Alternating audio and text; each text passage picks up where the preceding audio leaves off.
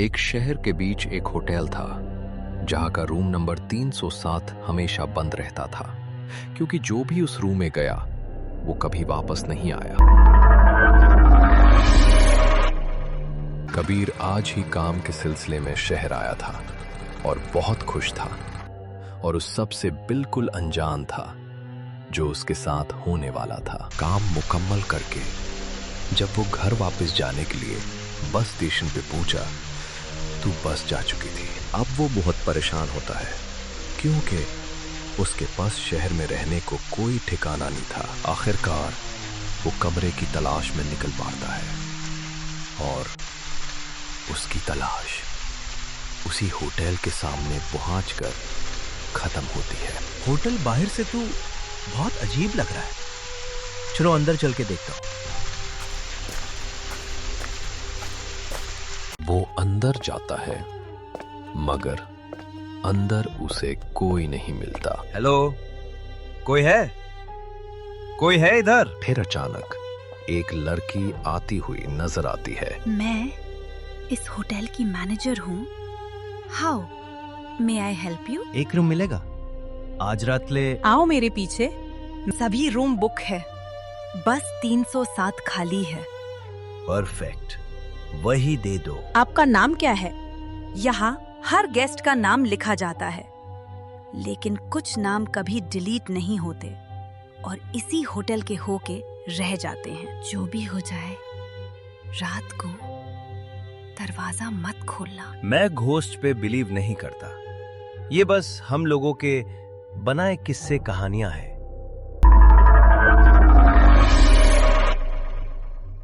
जैसे ही कबीर ने रूम 307 का दरवाजा खोला, एक ठंडी सर्दी से भरी हवा उसके चेहरे से टकराई, जैसे कमरा सालों से किसी का इंतजार कर रहा हो। रूम के बीच में एक पुराना सा बेड था जिसकी चादर बिल्कुल सीधी थी, जैसे किसी ने उसे कभी छुआ ही न हो, या फिर किसी ने उसे छोड़कर कभी वापस आने की हिम्मत ही ना की हो।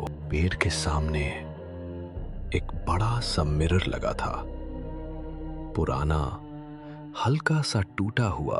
कबीर का दिल तेज धड़कने लगता है, लेकिन वो अपने आप को संभलता है और आगे बढ़ता है। कबीर ने जब उस मिरर की तरफ देखा तो उसने अपना रिफ्लेक्शन देखा, लेकिन कुछ अजीब था। कबीर ने जंप किया तो मिरर में वो जंप कुछ सेकंड्स बाद दिखा।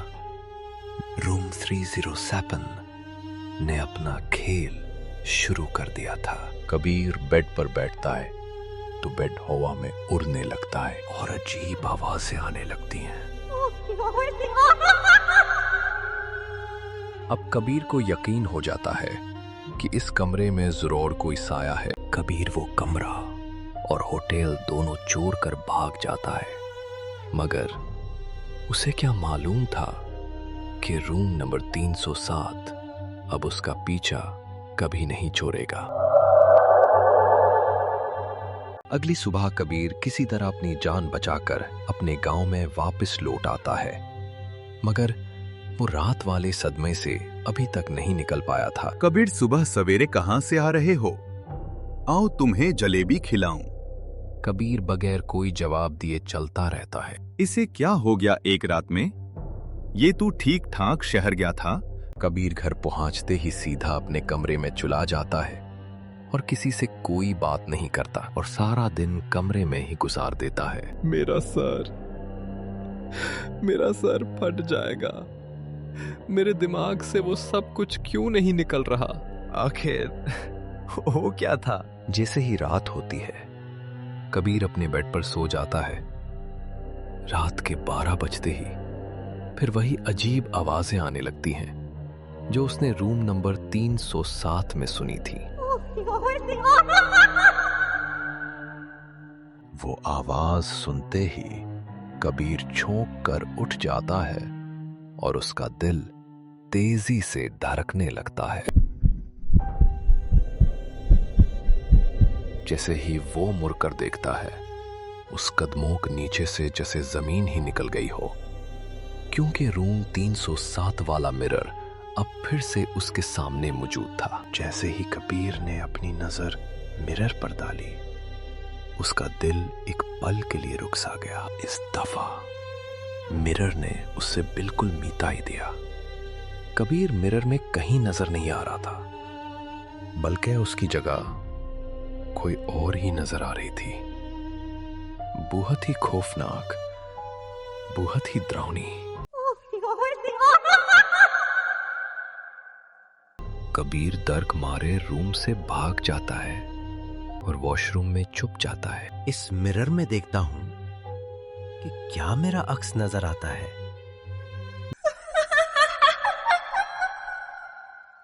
फिर से वही चेहरा। बचा, बचा।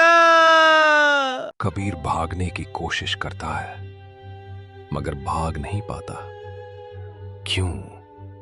कामरा 307 सिर्फ जगह नहीं, एक शिकार का सिलसिला है, और कबीर अब उसका हिस्सा बन चुका है। कामरा नंबर 307 की चुरे आहिस्ता आहिस्ता बरी होती जाती है और मिरर से बाहर निकलकर कबीर के पीछे खड़ी हो जाती है।